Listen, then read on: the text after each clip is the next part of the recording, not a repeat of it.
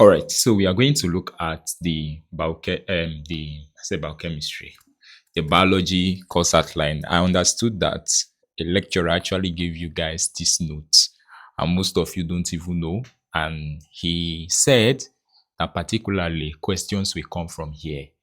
We don't know how it will turn out to be on the day of the exam. However, I want you guys to go through everything we are going to do here, particularly. Now, one thing you should do is read through as I'm teaching you. Are you getting it? Because I'll be very, very fast because of my own exams too. And I will just point you in the right direction. Is that okay? Some of the things that you need to know here, those are the things that you should take very, very seriously. All right? So let us look at it. We have the definition. So this part is actually talking about physiology generally. So physiology is a branch of biomedical sciences which deals with the structure and the function of the organ system and how they relate with each other. Particularly, physiology deals with function, anatomy deals with structure. But the definition says deals with the structure and the function of the organ system and how they relate with each other. Now, so if you're as the branch of biomedical science that deals with the structure and function of the organ system and how they relate with each other, the correct answer is what? Physiology. All right. Correct answer to that one is physiology. Is that understood? Now, having known that, the next thing we are going to look is the basic organization of human physiology in the sequence. We have the cell. After the cell, we have the tissue, then the organ, the system, and then the organism. This is something that almost all of us know, that a group of cells give birth to tissues, a group of tissue give birth to organ, a group of organ carrying out the same function give rise to system, and then the system gives rise to the organism. And we also said that the cell is the unit of function of any living organism. We say it's the basic unit of life. It's the unit of function and structure of any living organism. It's the functional unit of life, like we said. Now, it is widely distributed in all organ systems. And one thing that you should know is that living cell is made up of water, 75% water. And that's the reason why taking water and minding your business is very, very good. Are you getting it? And these water are present inside of the cell and outside of the cell. So we have the extracellular fluid outside and then the intracellular fluid inside of the cell. Is that okay? So the living cell is made up of 75% of water. We have the ECF, extracellular fluid, and then we have the what? ICF, intracellular fluid, internally and externally. So invariably, the cell is surrounded by water. And because of the presence of water surrounding the cell, there is a pressure that is actually exerted on the cell. In turn, the cell responds to this pressure. The biological response of a cell to water surrounding it is called the tonicity of the cell. Is that okay? The biological response of the cell to water surrounding it is called the tonicity. Three concepts exist when cell responds to tonicity, and this is isotonic. Now, in isotonic solution, the concentration of the solute that is the same inside and outside of the cell. What we mean is, if this is a cell for isotonic solution, the concentration outside of the cell is the same as those inside of the cell. You say such a solution is what? Isotonic. So isotonic solutions are those solutions that the inside and the outside of the cell have the same concentration. That means there is no net movement of water and the cell stays the same size. Now, notice something, that water usually moves to the direction with higher concentration of solute. Take note, water moves to the direction with higher concentration of solute. Is that okay? So if the concentration of solute in both inside and outside of the cell are the same, there is no movement of water, it stays the same size, the cell will stay the same size. Then we have hypertonic solution. Now, in hypertonic solution, the solution has a higher solute concentration than the cell. In hypertonic, this is the cell, and then this is the solution. The concentration of solute outside of the solution is higher than the one inside of the cell. What do you think will happen? What did we say? That when the concentration is higher, water usually moves towards the direction of higher concentration. So what will happen is that water will move from here towards this direction. And if water is moving, that means water will be moving are outside of the cell. Is that okay? Now, outside, water will be moving outside of the cell. Why? Because the concentration outside is greater than the one inside for hypertonic solution. Are you getting it? End of the day, water move out of the cell shrinks, it cremates in animal cell, and in plant, we say it undergo plasmolysis in plant. All right. Then the next one is hypotonic solution. As name imply, hypotonic solution has a lower concentration outside of the cell than the cell. That means the concentration, the solute concentration outside is lower than the one inside. It means the one inside is much more than the one what outside. So what did we say? We say water usually move towards the side with high concentration. So if there is high concentration inside of the cell, what will happen? Water will move inside of the cell. And if it moves inside the cell, the cell will swell up because water is moving inside. And if water moves inside of the cell, it may swell and it may burst. All right. Now, we have biophysical processes in movement of solute in a cell. We have turgidity in plant, like we just said, water will enter into the plant and it becomes turgid. We have flaccidity in plant also. We have plasmolysis. We have cremation. We have osmosis. We have diffusion. We have transpiration. Transpiration is loss of water from plant. All right. Loss of water from plant is called transpiration. Is that understood? So you should take note of all those things. Loss of water from plant is called transpiration. All right. So let us look at translocation, the next one. Translocation is the process of movement of nutrients. Transfer of food nutrients is called translocation. Transpiration is water. Translocation is movement of food nutrients or the transfer of food nutrient. It is done by the xylem and the phloem. Is that okay? Translocation is done by the xylem and the phloem. So if you are asked, the movement of food nutrients in cells, especially in plants, is known as what? Translocation. Movement of food nutrients in plants is known as translocation. Now, we are talking about the movement across cell membrane, like the biophysical processes we listed earlier. Now, we talked about diffusion. Diffusion is the movement of solute from a region of high concentration to a region of low concentration. I believe this one is something that almost all of us have an idea of. Diffusion is the passive movement. Passive movement in the sense that it does not require energy in form of ATP. Diffusion is passive movement in the sense that it does not require energy in the form of ATP of solute from region of high to low concentration. Is that okay? That is diffusion. Diffusion, there are two of them. We have facilitated diffusion. This one is passive movement via transport protein, and then active transport, movement against a concentration gradient using energy. Active transport uses movement against the concentration gradient. What does it mean? For active transport, it means the substance is moving from region of low concentration to region of what? High concentration. Is that okay? Definitely when you are moving against something of high concentration, you'll be like say two people, let's say two people dey here and then 10 people dey here, and you are moving against these 10 people. What do you need? Energy to be able to fight these 10 people. Exactly. Is that it? Same thing applicable to active transport. Active transport is movement against a concentration gradient. That means you are moving from low concentration to high concentration. So you need energy. For active transport, the major thing in active transport is that you need energy.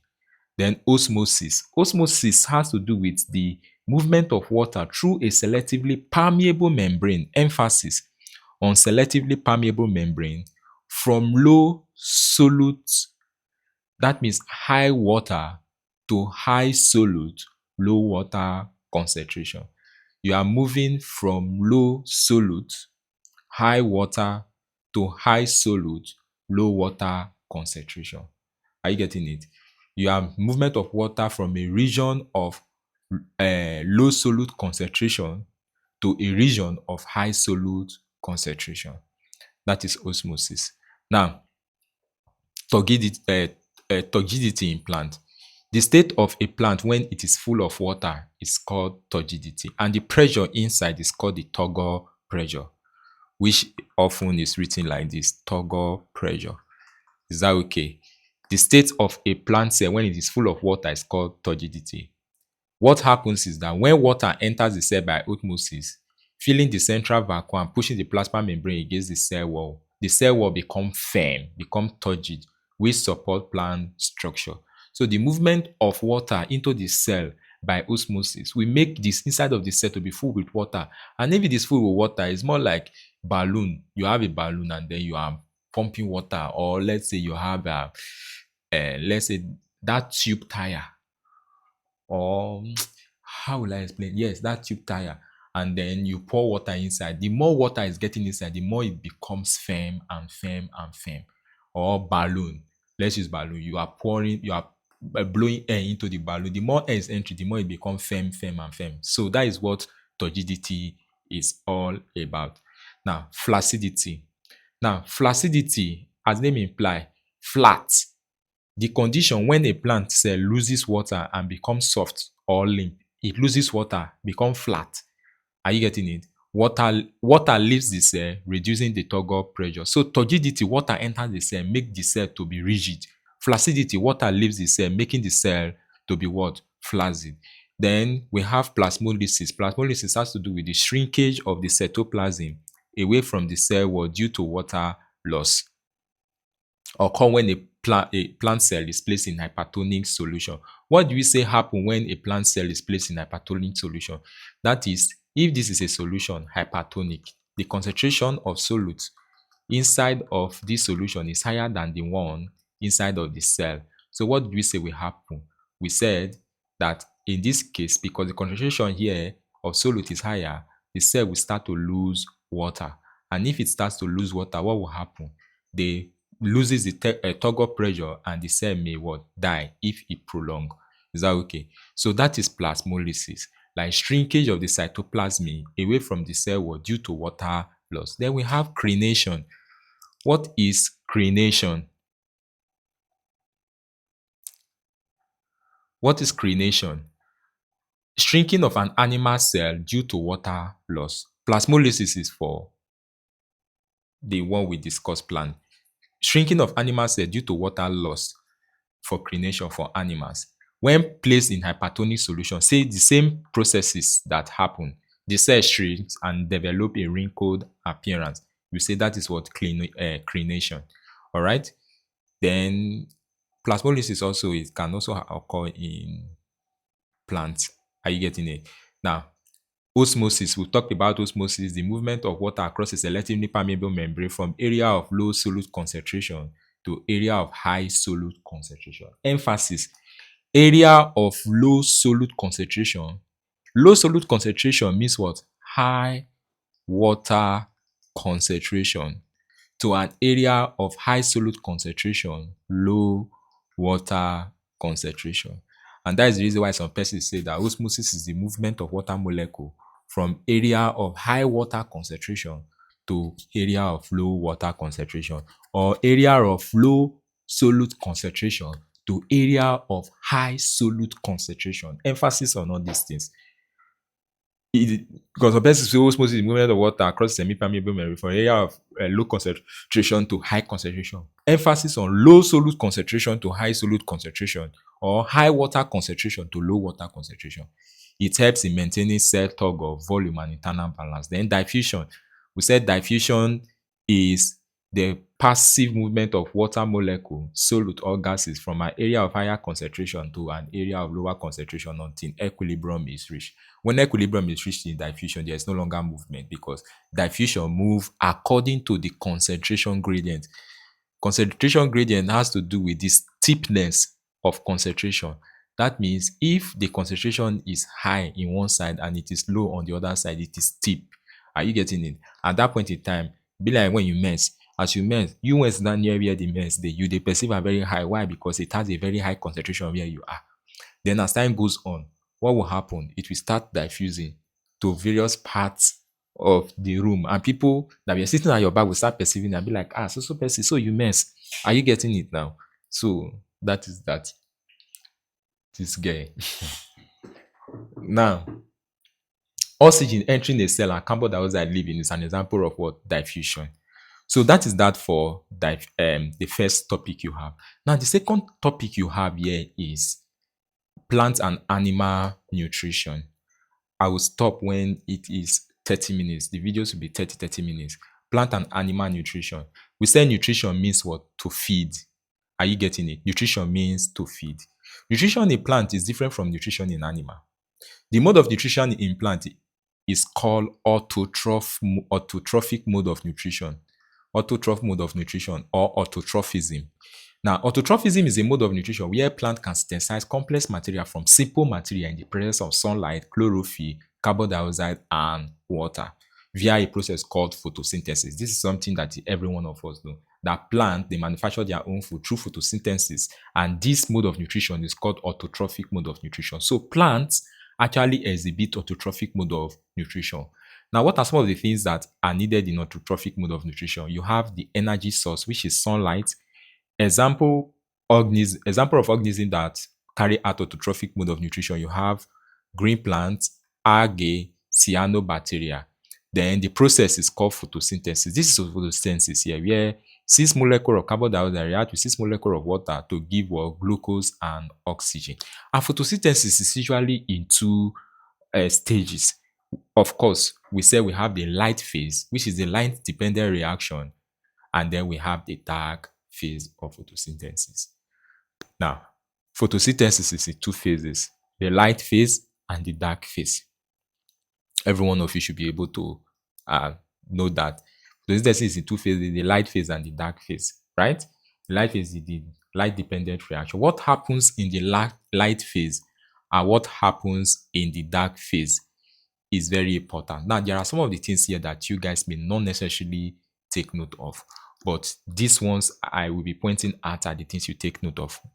Location of the light phase. It takes place in the thylakoid membrane of chloroplast. Are you getting it now? The chloroplast are made up of this thylakoid, which is a stack of this thing. They stack to form grana.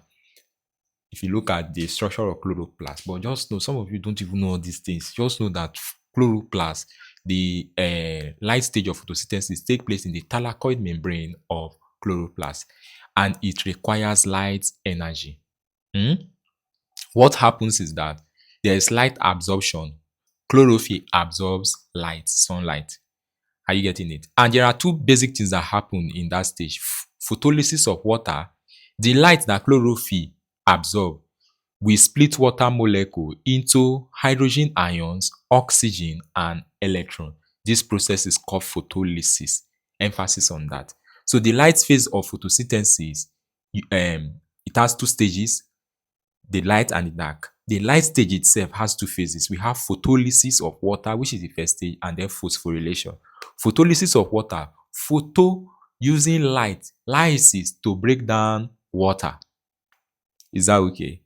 And the products that are formed are hydrogen ion, oxygen, and electron, which is shown by that reaction.